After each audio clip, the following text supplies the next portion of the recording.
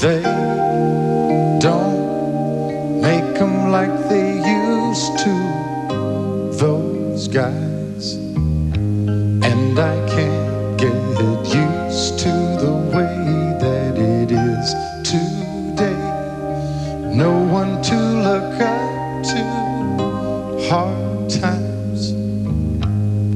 And though I try, I just can't find a reason these days. And it seems like the seasons are passing me, they're going by. Nothing to hold on to, rough times. And it goes on, so count on me. And I count on you. You can lean on me.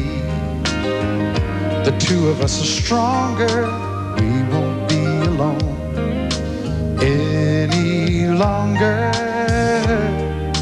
Now and for always, we will be good friends. Depend on me into any storm. We're gonna survive it into any fire. We'll carry on.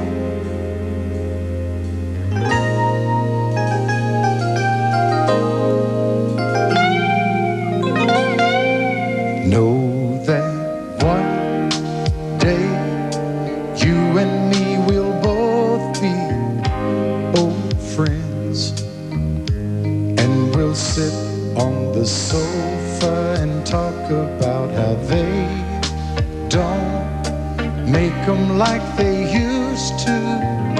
You'll see as time goes on, so count on me, and I'll count on you. In a world like this, where nothing's sure and people are afraid, I'll be here for now and for always. We will be good friends. Count on me. They don't make them now like they used to. They're not gonna last like you and me. I'll be there. Oh, always. We will be year by year. Depend on me into any storm. We're gonna survive it into any fire. We'll carry on. I'll be there.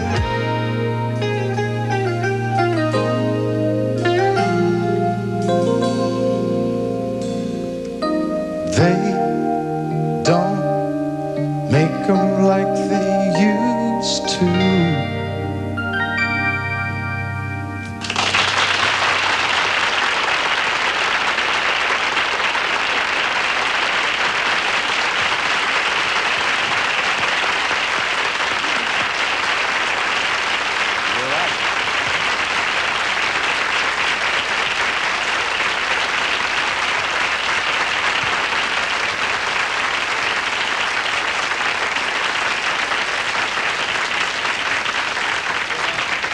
You come a long way from Houston, boy. This may well be the earliest I've ever sang in my life, too. So. The career curve that you've taken is like, I guess, most folks. You didn't go through the roof like, or the sky like a rocket. You went up and then took 4 steps back and then 2 forward. It wasn't that long ago, this may be hard to believe, that you were broke. It wasn't that long ago at all, as a matter of fact. You know, when I first met Mary Ann, I was absolutely broke. I'd just gone through a divorce, and the first edition had broken up. And I was literally borrowing money from her to make my child support payments. So you were $65,000 in debt, I yes. think. And so I knew she wasn't after my money. She may have been concerned as to whether I was after hers or not. And you also had long hair, an earring. An earring. An earring. I had an earring. I was cute. I saw pictures of that the other day. It's funny how, you know, when you're involved in these stages, you think you look so hip and so cool, and then you look back 10 years later, and it's like, oh my God. And you just might be, over the past decade, well, what year was that you owed 65 G's? Well, let's see, 12 years ago. 74. You figured it out. Yeah. 74, somewhere around. Uh-huh. And you bought Dino De Laurentiis' house for $14,500, and then you remodeled it. So we can only speculate on what that... You still live there? Oh, no, I sold it. I found it a fool bigger than me. Now, actually, it was this very special house. And my whole thing is, I don't get emotionally attached to tangible things because I know, first of all, how quickly they can go as well. But I love building. That's one of my real passions. And so to have a house like that, it's probably one of the 5 largest houses in the United States. So to have a house like that to work with was very exciting. And I sold it to Marvin Davis, who's a buddy of mine. He's really a buddy of mine after he bought it from me. I mean, we're like this now, you know. And it's you spend more time on your ranch in Georgia. Is that how life is for you now? I try to. It's gotten more difficult this year. Last year I spent probably half the year there. But this year, you know, Christopher's now in school. It's hard to believe, but he's in kindergarten, and I can't take him out. We're not as mobile as we were, you know, last year and year before last. So it's gotten more difficult to get there. The idea was always that I would bring the family to Georgia when I was working east of the Mississippi River and fly out and do the show and come back home every night. But it just gets harder, and there's no sense in me going back if they're not There's there. a nice 3-shot of the family right there. Yeah. Just your folks next door there. Yeah. You are in the paper today. I saw that. Uh-huh. You testified in behalf of Harry Chapin's widow. Yes, I did. Harry Chapin, beloved by all, died long before his time in an auto accident on the Long Island Expressway. His widow sued the company that owned the vehicle that struck him. And apparently the jury decided that that company was culpable to some degree. In order to determine how much Chapin's widow is entitled to have, there has to be some guess as to what Mr. Chapin's income might have been had he lived. Sorry about this background. So they call you to discuss the salary of entertainment figures, people like yourself.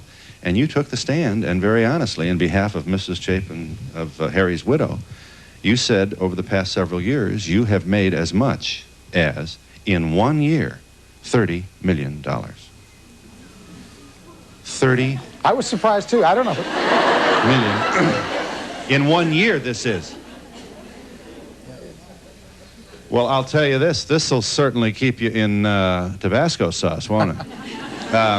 And the jury, as a matter of fact, came back with a judgment which, when you applied a certain, this is complicated, she was awarded $7.2 million. Is that right? 7.2. Yeah, well, you know, Harry was a very, very special person. I don't know how many of you knew him. I'm sure you knew of some of his work. He touched me in a lot of different ways. First of all, I think his song, Cats in the Cradle, I don't know whether it was one of the most revealing, exposing factors for a father. For those of you who didn't hear it, it's about a father who doesn't have time for his son, and as the son grows older, he now doesn't have time for his father, because that's the role reversal that takes place. And it really makes you acutely aware of how important these young years are. And I think it was directly responsible for a much better relationship that I will have with Christopher, that one song. That's not only the reason he touched me. He was the most unselfish person I've ever met in my life. I mean, the guy would do 150 shows a year. He was obsessed with this world hunger issue. And he, you know, got me involved as well as a lot of other people. And I think that, to me, was what his potential was, that he was a caring, loving human being, and people like yourselves respond to that type of individual. So that's where, aside from his talent, his potential was that people were not going to let him down. Your father was worked for a large company. Was he a construction man? He worked for a shipyard, actually. My father was actually a laborer, and you know, the older you get, the wiser your father becomes, you know. And And looking back at the time, it felt like he was very unskilled, but what I didn't realize that he was doing jobs that he was probably more qualified to do other jobs, but at the time, it's all the work he could get, and he was working 2 or 3 jobs a week, as a matter of fact. And you're one of 8 kids. One of 8. Right. You were the 4th born, second son. Right. Do your parents survive? My mother is still alive. Yeah. Oh, she's healthier than I am. Did your dad see you go through the roof, professionally speaking? He saw the first edition success, which was minimal by comparison, but certainly optimum by his standards. I mean, he thoroughly enjoyed that. I mean, he would come watch concerts, and I could see it in his face. Yeah. Well, if he was a laborer in a shipyard with 8 kids, I assume you never were broke. You were not a street kid with your fanny showing through the seat. We were broke. I mean, we lived in a federal housing project, because I think the most money my father ever made was $75 a week, you know. And so, of course, you have to remember this was, 20, 30 years ago. But there were times as a child that I don't think I was ever really hungry. I think I always had food to eat. But there's no question that our family was nutritionally deprived at times, where we would eat peanut butter sandwiches because that's all there was. But, I mean, quite honestly, when you're a kid and you don't know any better, you think that's the way everyone eats. So. What's your older brother do? My older brother works for me. He is... I bet he does. He's a production... he's a very qualified... the nice thing about... The one thing I've learned is that family is easy to hire and hard to fire. But the good news is when you have good family... Yeah. And they really care about your interests and they work hard for you... Nobody's going to argue this. You have no one who works harder for you than your family. I think it's a sign of the fact that his little baby brother didn't get a big head. Well, he is a very special guy, and he does really looks over me like a father in some cases. Yeah. You are in print saying that your first 3 marriages, which, I'm sure you don't want to brag about, having been married 4 times, failed because of your ambition and your success. I think so. I think that what happens is, when I was starting in music, I think that all I cared about was making my car payment and getting my house note. And you get a little taste of that success, and it becomes absolutely obsessive. And I couldn't, and I couldn't separate. To me, a wife who would say, "Why are you doing this?" Didn't understand that my feelings were, if I didn't do this and she left me a year from now, I wouldn't have reached my full potential. It's a very selfish attitude, and I know that. The one thing I have done, I think, is learned from these mistakes. But how do you explain this ambition, which, you describe it as burning? You would play to the refrigerator light if it opened. I did. If the door opened. But I think that I came from a family where I was the first person, and as far back as we know, to graduate from high school. So I think my mother and father I probably put this success syndrome on myself, this pressure to succeed, because I was kind of the shining light. Everyone else, all the other kids before me, had to drop out of school to go to work to help the family. So I was the first one that had been allowed, the opportunity to graduate. So you felt, do it, Kenny, do it for the family. I think that was my original feeling, and then once I got into it, I think I felt that it was something that the people who survive in the music business are the people who do it because they have to do it. They don't know it, they don't want to do anything else. No matter what the risk, no matter what the cost, they're going to do it.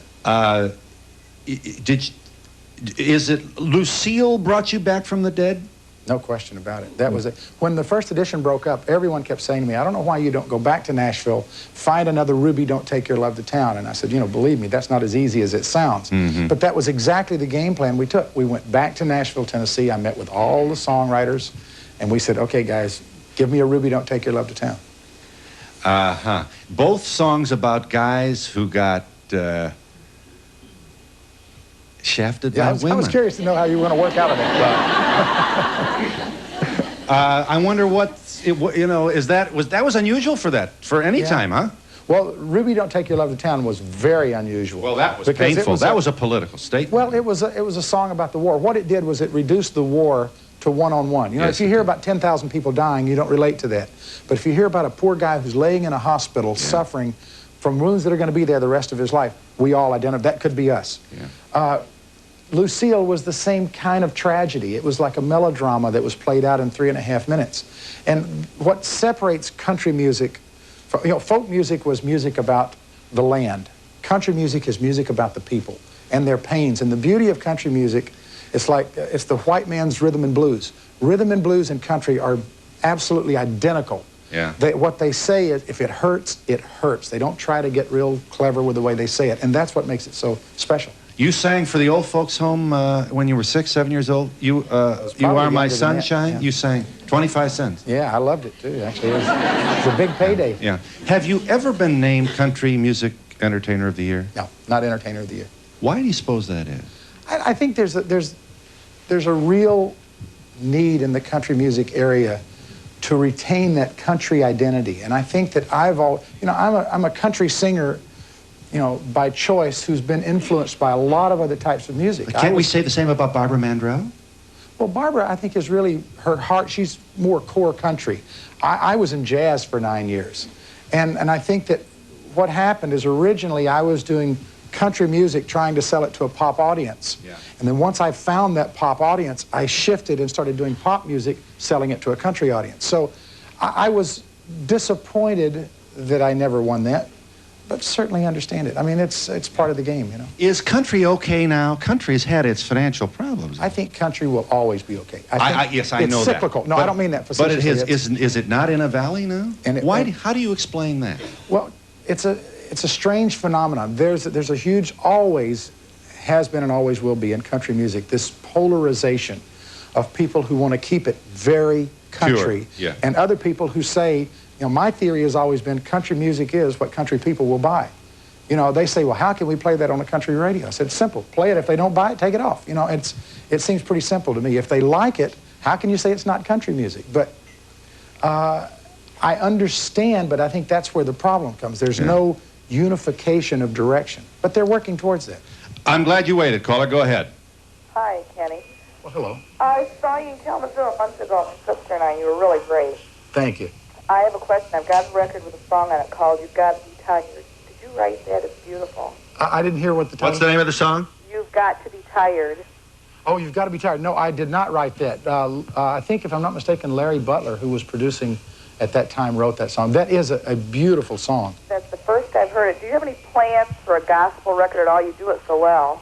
At this point, I don't, and RCA Records could probably tell you why. They give me a huge advance, and they would like very much to recoup their advance. So they've asked me to do songs that are more mainstream at this point. It doesn't mean that I can't do one at some time and would thoroughly enjoy it, because... Is this... I'm sorry. That's quite... I was going to say that my background really is very religious. As a child, I spent a great deal of my time in church with my mother and my family. Is this a $20 million deal? Yes. Now that means that RCA gives you $20 million up front? Not up front, no. I have to work for it. But is it $20 million guaranteed? Yes, it is guaranteed. It doesn't come in a bushel basket, or it's incrementally over... I wanted it in nickels so I could really appreciate it. Yeah. No, it's a per album deal. They break it down into so much advance per album. And it's, so how many albums then are you obliged to record for RCA? I had to do 5 albums for them and a greatest hits album at the end. So 6 albums is a $20 million deal. Over what course of time? Usually you do one every year, every 9, 10 months, depending on the strength of one when you finish. And that's the way this business works, isn't it? It's a real crapshoot, isn't it? It is, but theoretically and realistically, I think that you take crapshoots on people you think care about that obligation and that responsibility, and I care very much. I try very hard at all times. But why does it have to be that way? Let this outsider ask this very naive question. Why don't we let a guy produce a record, and if it sells, everybody goes home wealthy?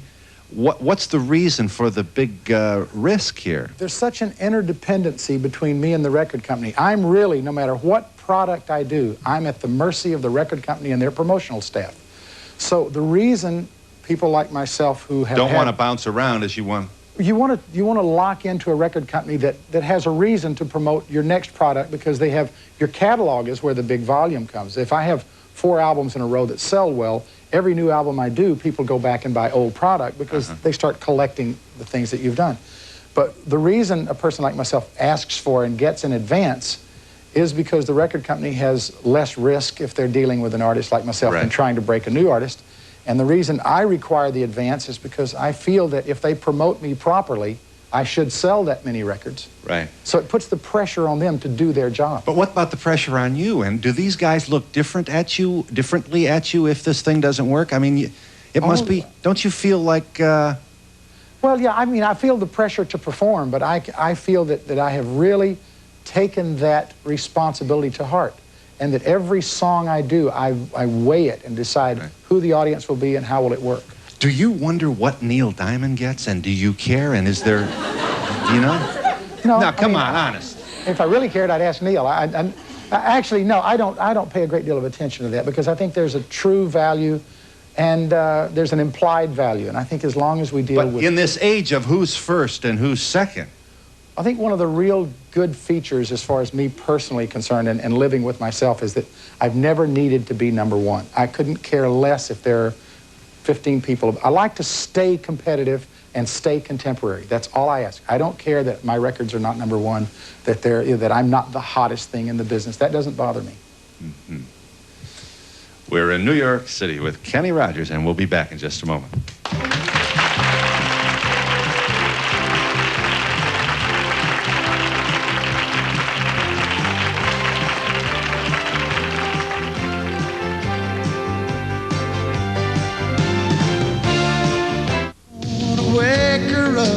Tell her that I'm on fire with morning. Yes, ma'am. Hello. My entire family enjoyed your movies that you made for TV, The Gambler and The Coward of the County. Do you intend to make any more movies out of songs? We are, well, actually, we're trying to find a good script to Gambler 3. We want to do that again. I figure I'll do Gamblers as long as Stallone does Rockies, and it'll be Rocky 80 And on your mother's Bible, the most you ever lost is $2,500 gambling? The most I've ever lost is $2,500. Yeah, you know, the most I ever lost was $80. Really? And I was depressed for a week. Yeah. You know, I said to myself, I didn't have $80 worth of fun doing this. You know, it's so funny. We were in Vegas once, and Marianne came up to me and she said, Kenny, I'm going to ask you to do something, and this may be difficult for you, but would you promise me that you will never, ever gamble again while we're here? And I said, well, I couldn't care less because it doesn't mean anything to me. And I said, but why? It's just important to me to know. And she said, well, I just read an article that a bunch of entertainers came here and you start making a lot of money and you lose your sense of values and it's easy to get out and lose tremendous sums. And that would be very upsetting to me. And I said, well, I totally agree. I will not gamble. I go do my show. I come home. She's in the dressing room crying. I said, what's the matter? She said, I just lost $400. I said, wait a minute. I thought we weren't going to gamble. She said, you, I meant. I know I'm sick. You talk about RCA promoting your records. Do you like the concert tours also, or just... Yeah, it all goes hand in hand. There's a promotion. What happens is the problem with this business, or the good part about it, is everything dovetails. If RCA takes a record and they mail it out to all the radio stations, they have to go in and try against Neil Diamond and everyone else who's coming out with a record to say, we think this record is better, you should play this. Not necessarily instead of Neil, but instead of whatever else is out. And the more radio airplay you get, the more people know the product and the more they come to the concerts. So, but you have to continue doing concerts because record sales go right behind those concerts. So it's kind of all a hand-in-hand thing. Yeah, Kenny, are you planning any more specials with Dolly Parton or any other entertainer? It's always a man that asks it. I don't understand it. You know, Dolly and I are good friends. As a matter of fact, we're constantly throughout the year working several cities and concert tour. As to right now, my plans are I'm planning a special at CBS again that will kind of fall in the order of this book. It's kind of a Kenny Rogers Portrait of America.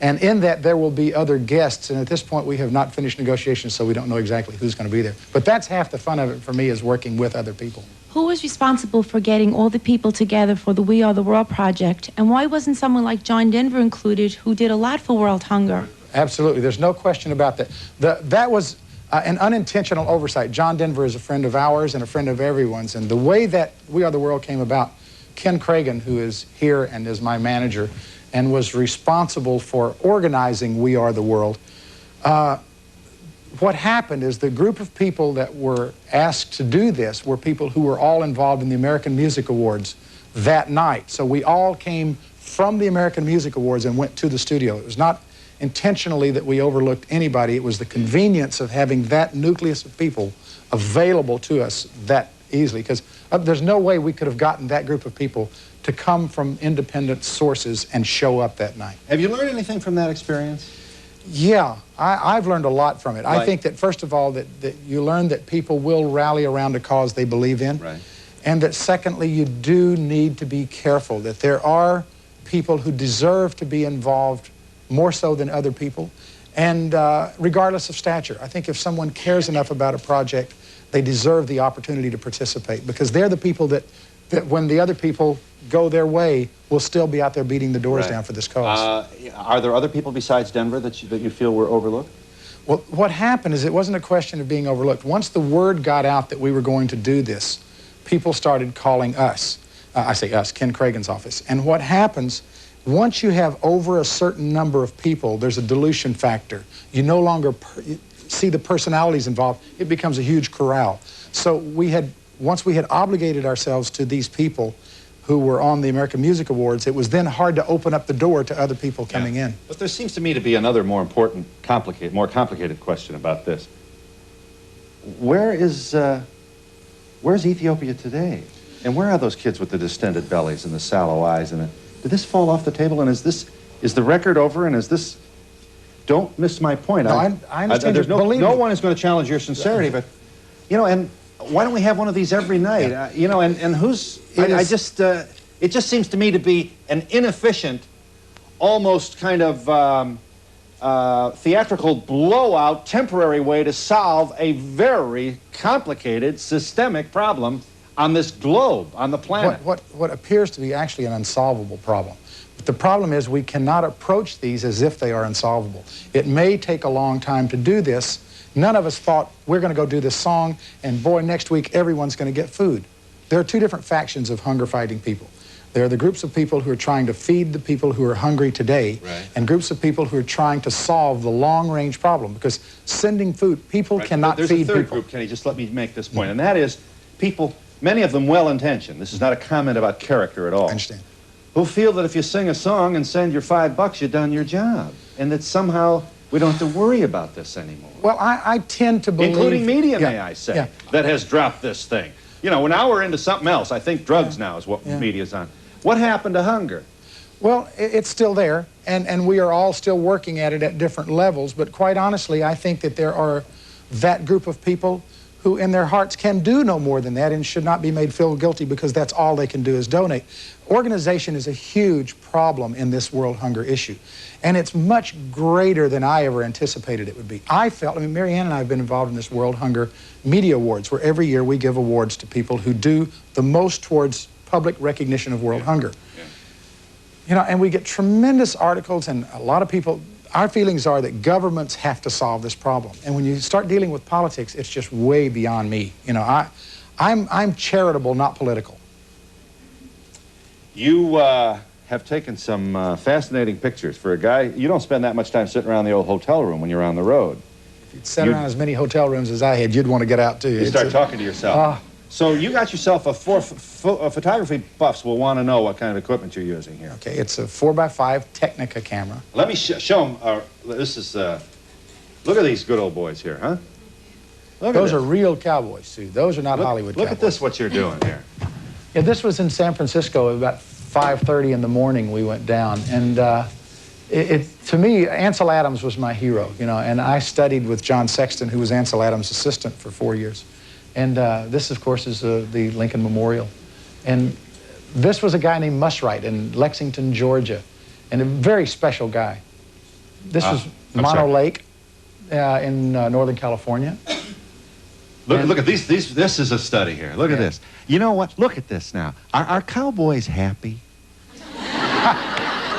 Look at this. And, and do they like women? Where are the women?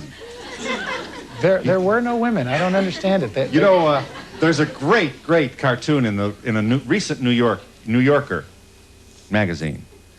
The funny to me they make me laugh out loud. I'm embarrassed. Well, it's a single frame, and it's two good old boys sitting there with the cowboy hats and the fire and the cigars and the straw coming out of their teeth, and the horses in the background, tied to the hitch.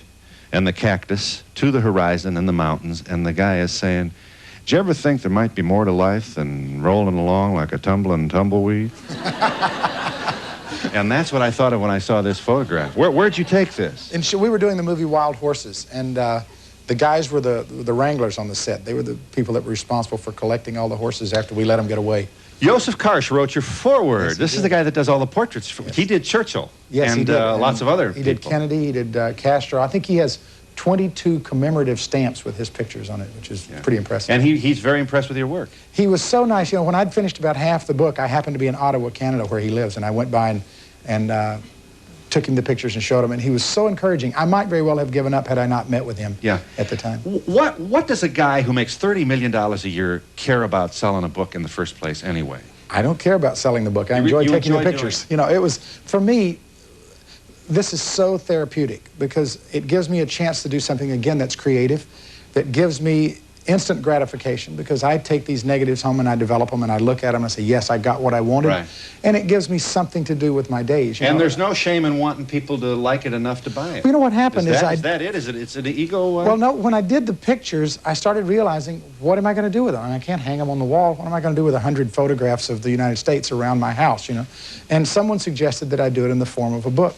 So, not having any idea whether there would be any interest, we proposed it, and Little Brown loved the idea and took it and ran with it. And it's very flattering to me. It's you should credibility. It's wonderful work, and it sure beats sitting and watching cable TV, doesn't it? Well, it keeps me out of drugs, I guess. You know, I think that... We're in New York with Kenny Rogers, and we'll be back in a moment.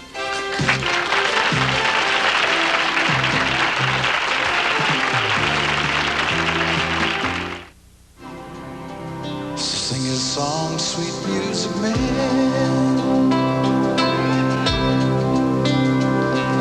You travel the world with a six-piece band that does for you what you ask them to. And you try to stay young, but the songs you've sung to so many people live on. You must have one moment on stage that, you know, where the people just went to the horizon. That's got to be the biggest natural high. I like it when I can slow down and do a very special song of some sort. I love finding those songs. I have a song off of the last album called The Best of Me that I think is one of the most beautiful songs. It falls into that category that Lady and other songs like that, where what I look for in ballads is I look for songs that say what every man would like to say and every woman would like to hear. And when you find those, they're very rare. I'm assuming that you're really a great example of a country boy. What do you think about New York City, such a big place? Well, I've been in Los Angeles for a while, so I don't know that I qualify as a country boy, but I was born and raised in Houston, which is certainly no small town itself. But New York can be very intimidating sometimes when you're here. You know, just the sheer art of dodging cars is something I've become quite the ballet dancer. Kenny, when my 11-year-old recently bought his first tape, it was Kenny Rogers' Greatest Hits. I was so relieved. Oh, you have no idea. My question to you is, how do you as a professional and as a parent respond to suggestions that music lyrics should be rated like movies are? Well, quite honestly, I think it's a mistake, and not for the obvious reasons that everyone else does. I think you're drawing attention to a problem that kids wouldn't know that they're controversial lyrics unless you say, these are the ones you're going to want to see, buddy, you know. And I guarantee you, it's part of the culture and the mental process of being that age that you're going to do what your parents don't want you to do. And the more you tell them what you don't want them to do, the more they're going to do it.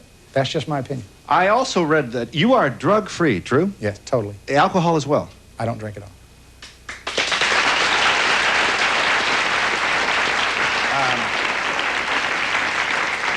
You were honest to say that you smoked a couple of joints a long time ago, and that you also took an upper because you wanted to play golf at 6 o'clock in the morning? I used to play golf. I worked all night, and I would play golf at 6 o'clock in the morning, and this guy said, well, you know, the way to do that is it's this Benzedrine. You know, well, I didn't even need a card. I just ran around the course, you know.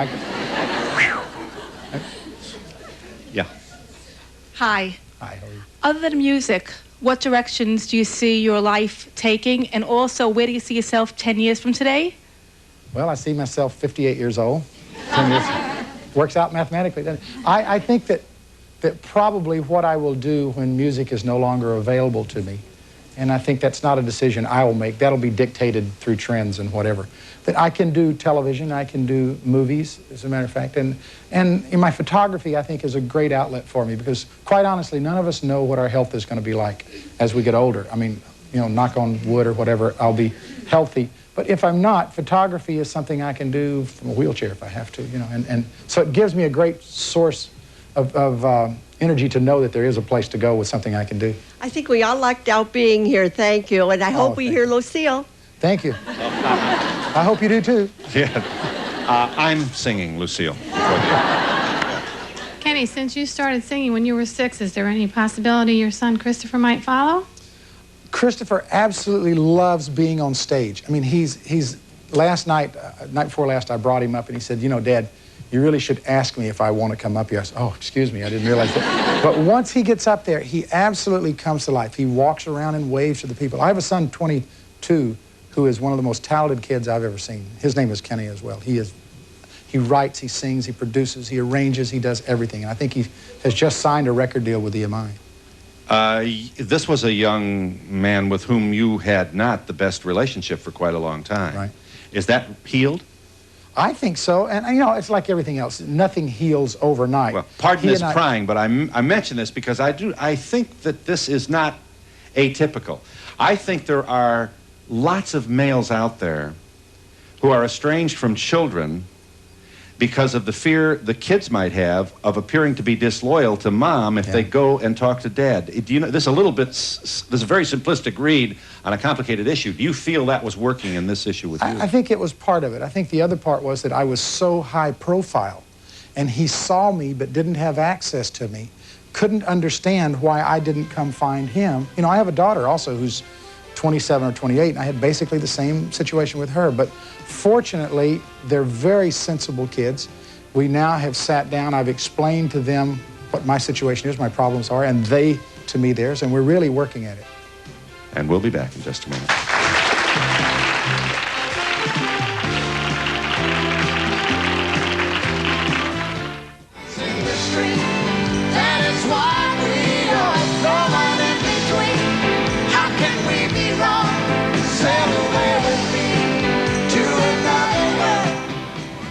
The audience wanted to hear that a little bit louder. Lionel Richie wrote the song that Kenny's about to do for us now. It was the #1 tune of 1980, and you already know the name, so I ain't gonna say nothing. Here's Kenny Rogers.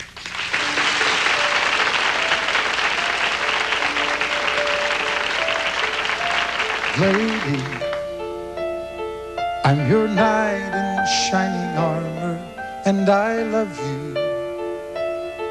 You have made me what I am. I am yours.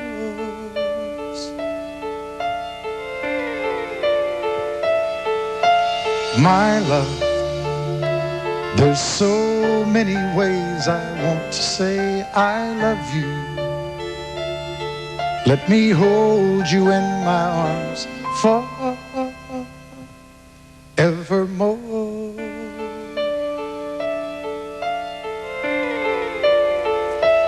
You have gone and made me such a fool, and I'm so lost in your love. And whoa, we belong together.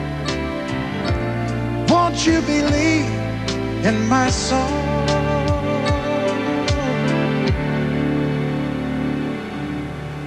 Lady, for so many years I thought I'd never find you. You have come into my life and made me whole.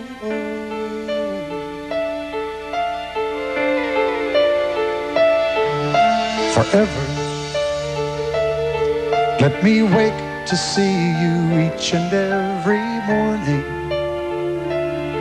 Let me hear you whisper softly in my ear.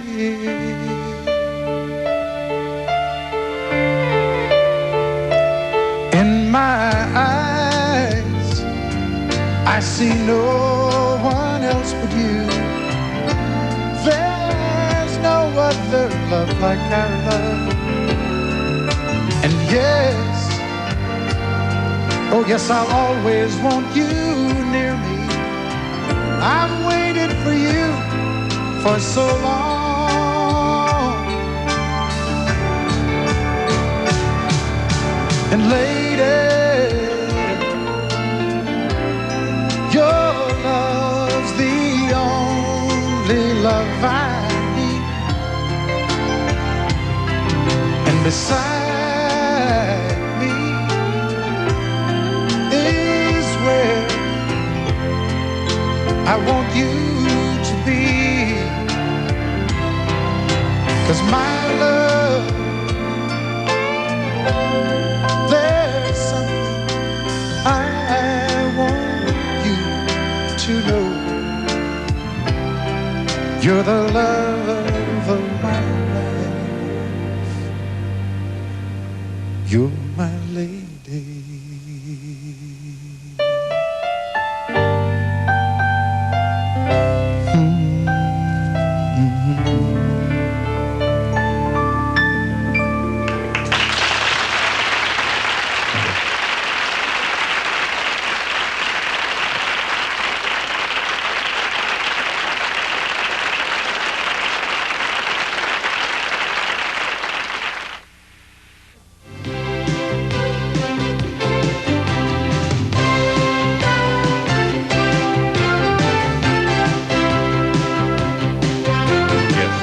Kenny, I was impressed last night with that picture. The man in the street, and you wouldn't take the picture without giving him money.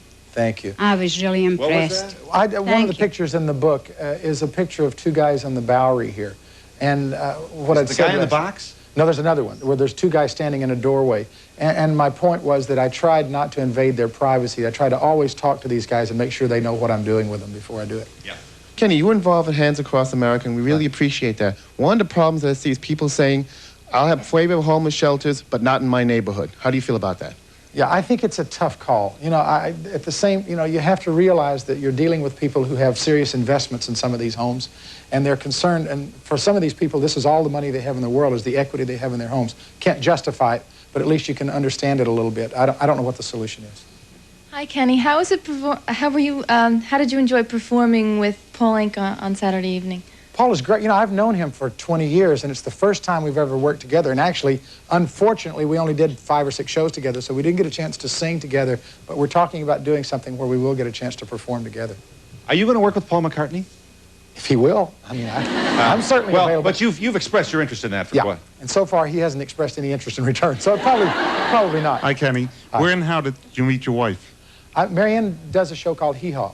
And I went visiting some friends of mine who were on the set, this was 12 years ago, and met her there at the time. Hi, how do you keep so trim? Oh, I had fat suction. How's that? There's a process. No, it's true. Someone asked me, said, well, I can't believe you're telling people about this. There's a process called lipolysis where they actually suction out the fat, you know. And see, you ask a question, you get an answer. This is the Donahue show. We hide nothing here. I'm going back. I'm having it done again, as a matter of fact. What was the nature of your surgery?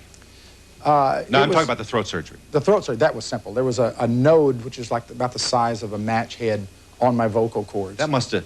Simple. I mean, $30 million a year is simple. I mean, RCA must have stopped breathing.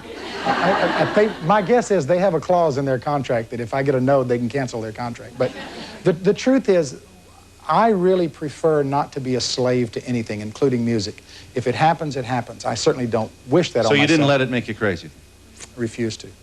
Of all the wonderful songs that you've done, do you have any personal favorite?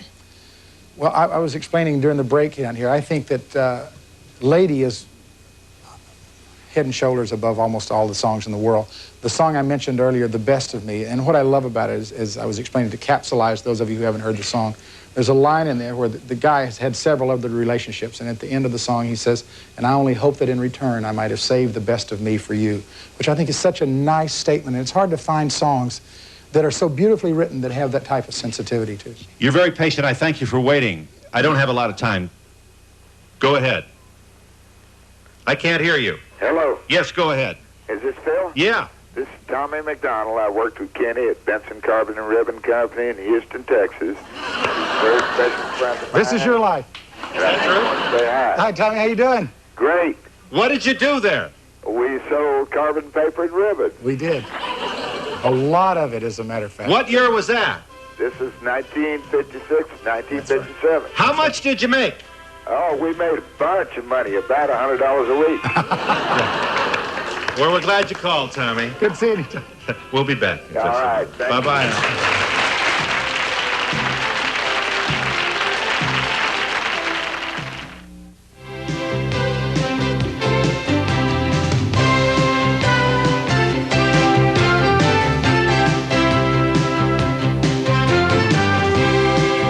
Here it is, Kenny Rogers America. This is a fascinating collection of still black and white stills. And those of you interested in photography, and not a few people are, should be encouraged by the fact that you don't have to be.